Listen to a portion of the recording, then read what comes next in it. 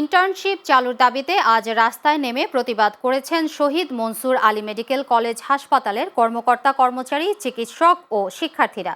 সকাল থেকে কলেজ সংলগ্ন সড়কে অবস্থান নিয়ে তারা মানববন্ধন ও বিক্ষোভ কর্মসূচি পালন করেন।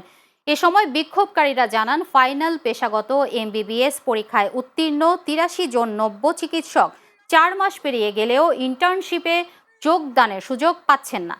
এ সময় শিক্ষার্থীরা Bangladesh medical and dental council এর বিরুদ্ধে বৈষম্যমূলক সিদ্ধান্তের অভিযোগ তোলেন।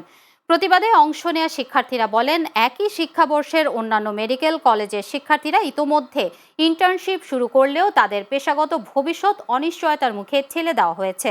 দ্রুত ইন্টার্নশিপ চালু না হলে আন্দোলন আরও জোরদার করার হুঁশিয়ারি দেন তারা। অন্যদিকে কলেজের চিকিৎসকরা বলেন, সব একাডেমিক শর্ত পূরণ হওয়া সত্ত্বেও শুধুমাত্র প্রশাসনিক ও রাজনৈতিক প্রভাবের কারণে ইন্টার্নশিপ কার্যক্রম বন্ধ রাখা হয়েছে, যা চরম বৈষম্যমূলক।